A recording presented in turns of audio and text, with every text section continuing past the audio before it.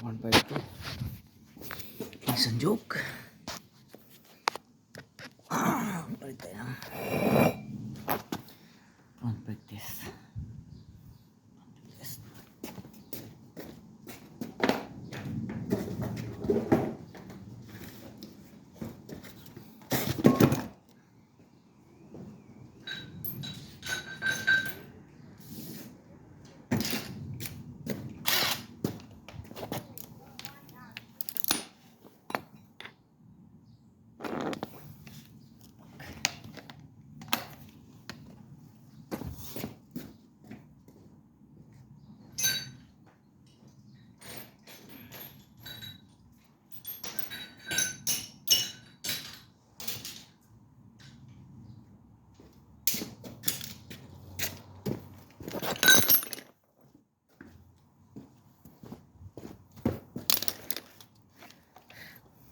So, pinakauna natin gawin yung kanyang lock nut.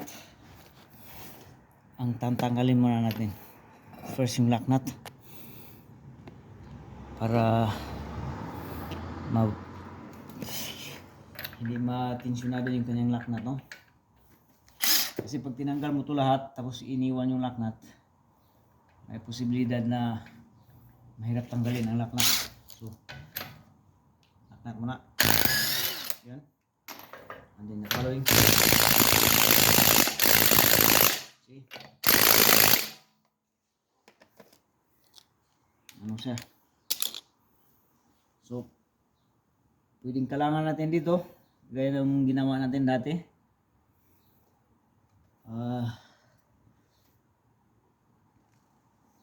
Talangan natin.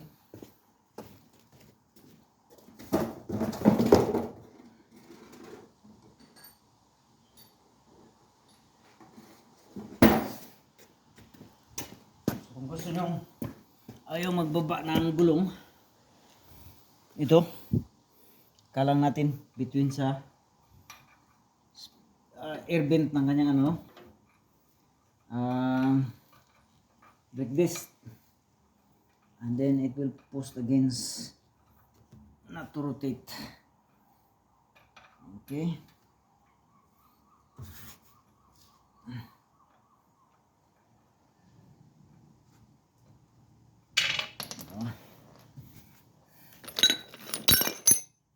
So, try natin. Since hindi kaya ng ating impact, so we do it by hand. Yan. Yan. Yan. Yan. Yan.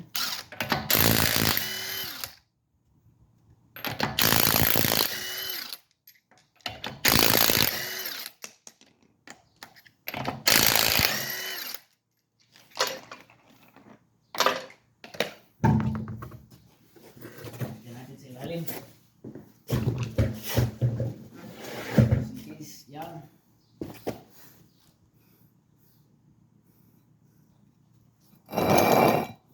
So ngayon, pwede nating tanggalin yung ganang brake disc.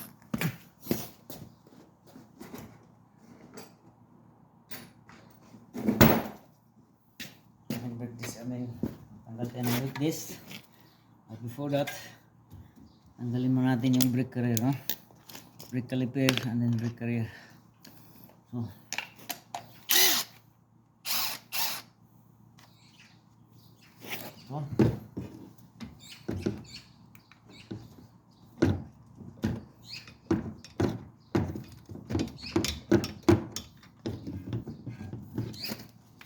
siguraduhin muna natin nakapasok talaga siya, no? Yan, para hindi makalbo yung kanyang head. Since matigas siya, gamitan natin ng extension. Tapos pasok natin, gamitan natin ng extension. Ay, sa'yo.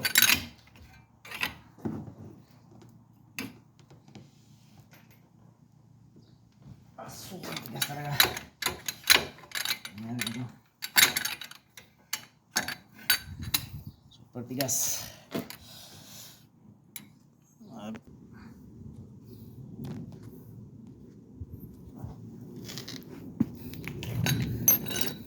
Ayos na. Tanan ka ng impact. Ito na. Since lumuwag na yung kanyang carrier bolt. Connector naman.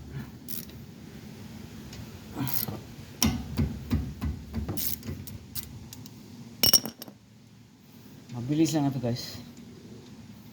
Mabilis lang ito.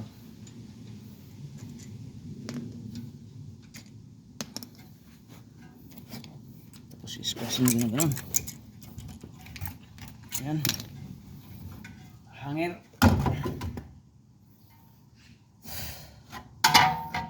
Ulat.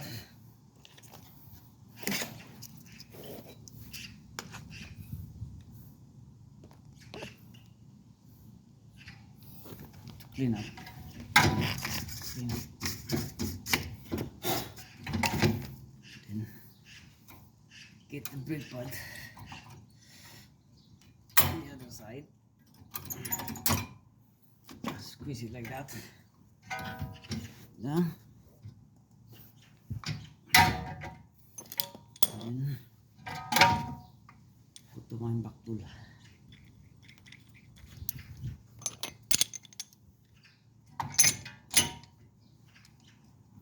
Like so.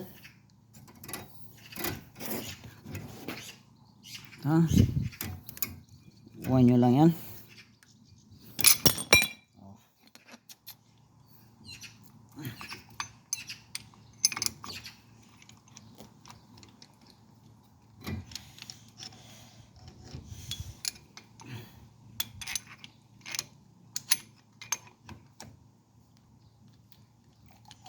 Yan. Yan. Just keep winding it until the piston, caliper piston pulls back itself. Just keep winding.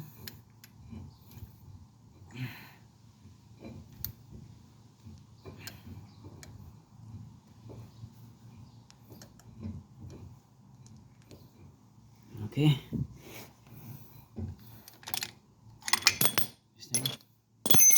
So, ito gagamitin.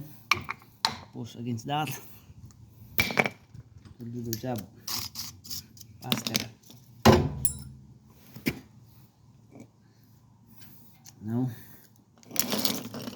remove the carrier brake housing. Yan.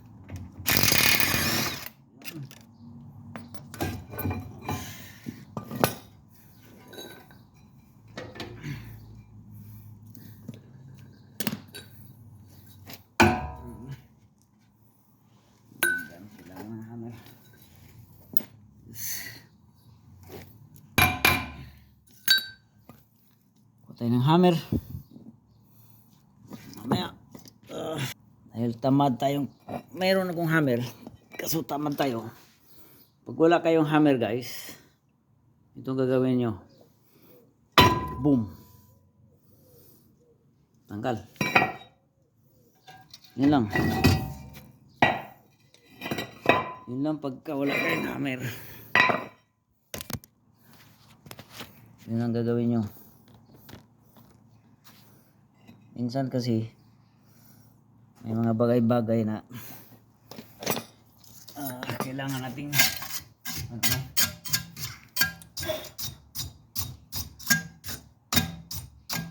mag-isip out of the box. So, pag wala tayong magamit,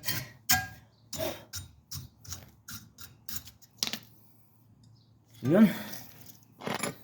Tapos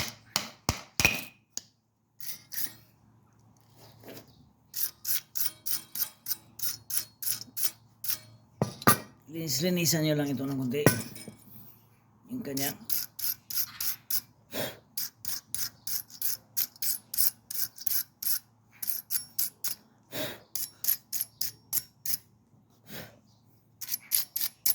brake pad clip. Yan. Malinis yung brake pad clip niya. Tapos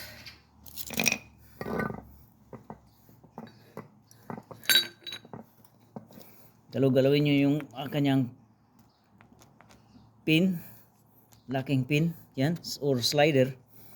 Pagka malambot pa, ayos yan. Yan, malambot. Pagka matigas, natanggalin nyo, tapos lagyan ng grease. So para madali ang trabaho,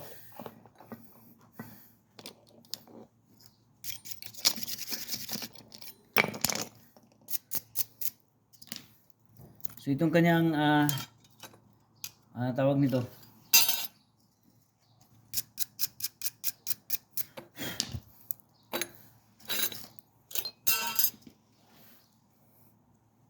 cover ng kanyang brake pad, ibabalik natin ito sa luma, sa bago, kasi ito ang nag-ano ng mga little vibration dito, mag-absorb ang kanyang vibration.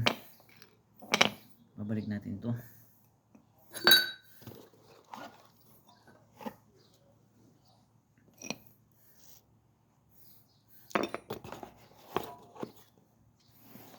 So ganyan.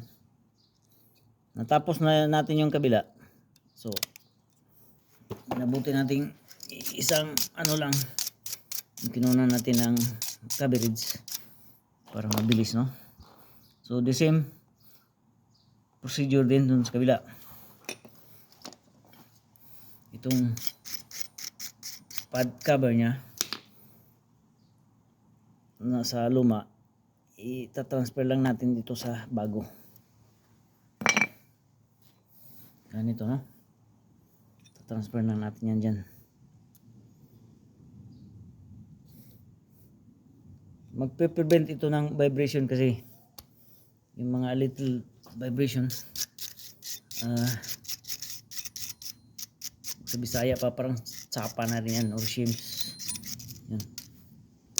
Okay, balik lang natin. Tapos para mabilisan, hanggang hindi pa natin kinabit yung brake carrier niya,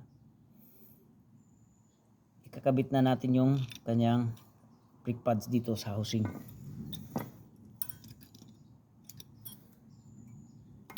In the sense, kasi may mga kasi guys, tawag nito, kita ko sa inyo, may mga tendency kasi pag ito nakakabit na doon sa taas, mahirapan tayo magkabit sa kabila, no? Dahil hindi natin makita masyado ang full view. So ikakabit na natin sa ground mismo. Okay, so ang pagkabit dito muna sa sides, pag ganyan, slant and then twist. Yan, see, madali lang, di ba? Tapos kabila na naman, ito slant and then twist, pag ganun, slant, ganyan, and then twist, yeah. So ito pala yung kanyang brake pad wear indicator.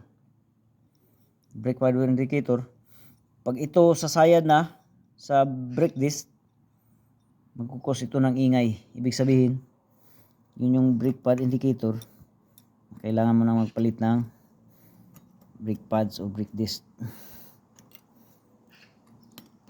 Yung sa mga makabagong paraan, merong sensor na instead of dito, brake pad sensor. So ito, mas gusto ko pa ito kaysa yung mga sensor. Kasi yung sensor, magastos, bibili ka pa sensor. So kukunan natin yung kanyang brake disc, bagong brake disc.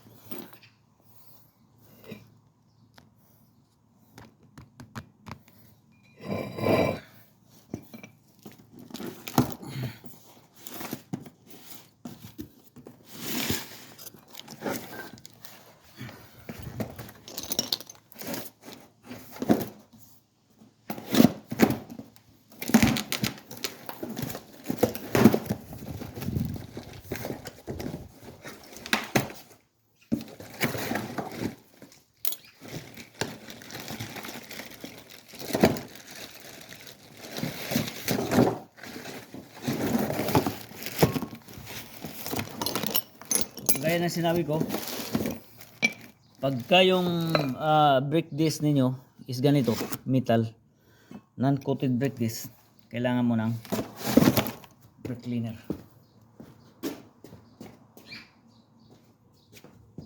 Kasi ang 60, oily ito. Nilagyan na lang oil para hindi siya magkalawang, no? In the longest run na stock siya sa shelves, isang kalawang. So, siraan natin ang brake cleaner and then punasan yan, tapos yan na, ready na siya para ikabit.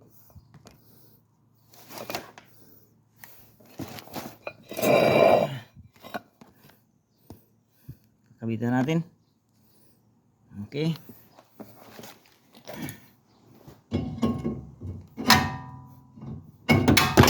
Oops, sorry. Tanggal. Yan.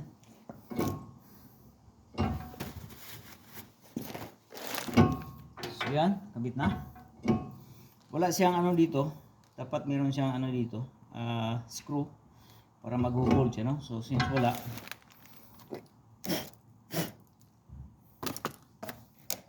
lalagay na natin yung kanyang bolt.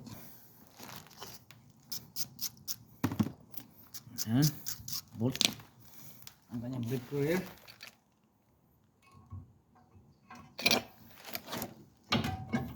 Ayan.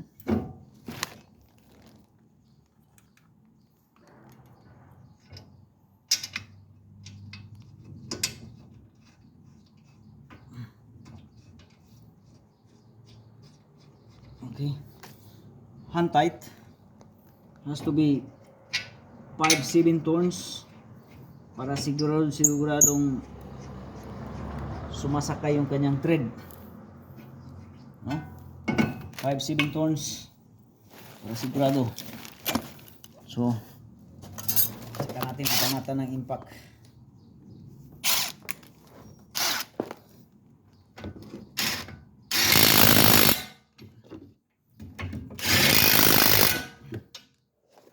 After sa impact, double check natin yung kanyang torque o yung kanyang higpit. By doing this, double check natin. Yan.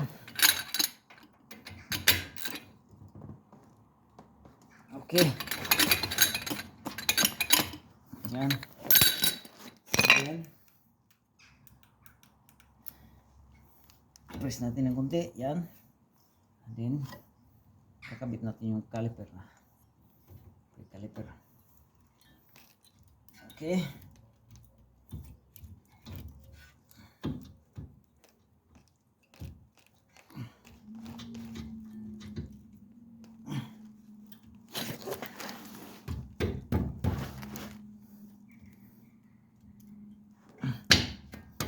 Yan.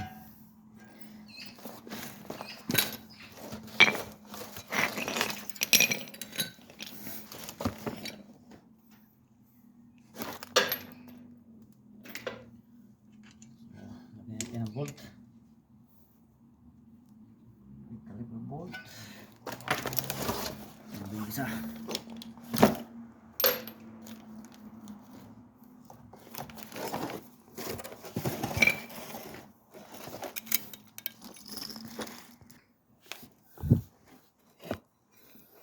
Yun, bolt.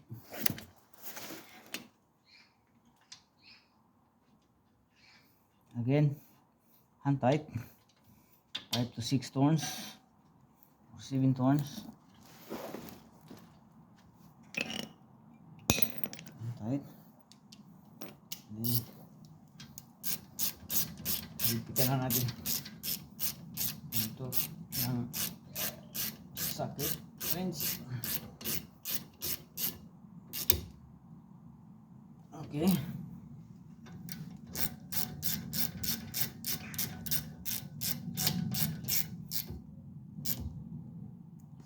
Okay, very most important of all, once na matapos nyo pagkabit ng brake pads, brake disc, so yung kanyang brake caliper piston nag-compress, no, nag-pull back. So ang gagawin nyo beforehand, push nyo yung kanyang brake pedal para mag-compress yung kanyang fluid, brake fluid. Yan, push hanggang sa tumigas. Yan, matigas na.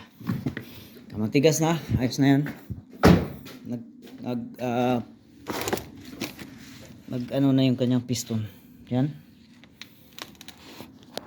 nag-response na kanyang piston, push out. Okay, babalik na natin yung gulong.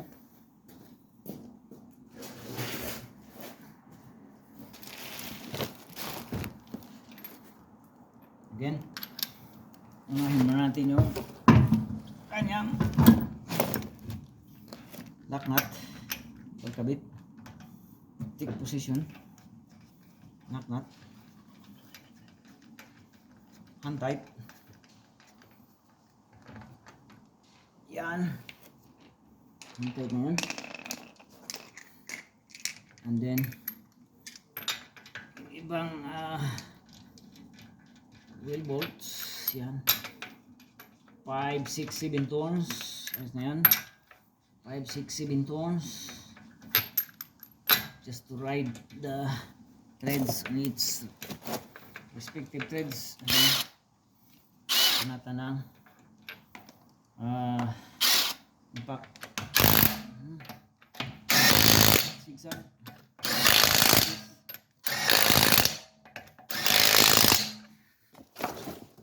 Tapos sabay baba. Yan. And then tutork natin. 110 ito. 110.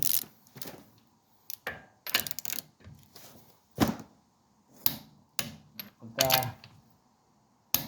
narinig nyo yung kanyang click, tutork na yan. Okay, double check, double check.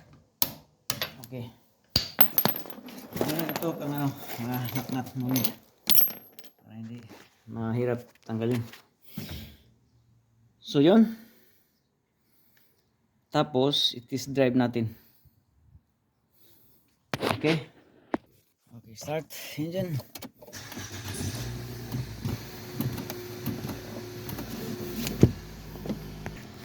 Drive natin, automatic ito.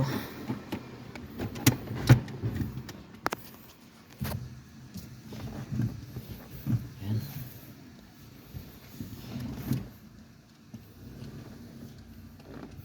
Drive natin ito ng paligid-paligid.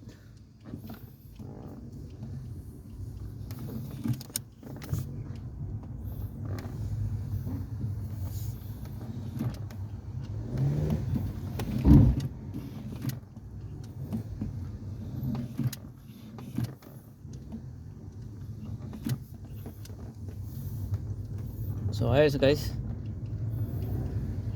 cannot hear anything, sounds or anything, no sounds. Okay, so ayos yung gawa, ayos.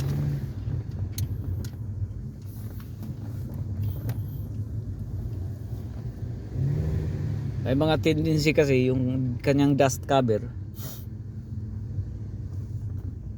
magko-contact doon sa ano, sa kanyang brake disc, no. So yun, pinusback natin yung kanyang dust cover or backplate para to make sure na wala siyang contact doon sa kanyang brake disc. Okay, so thank you very much. Ipapark na natin ito. Nissan Juke to, 152. Thanks. God bless.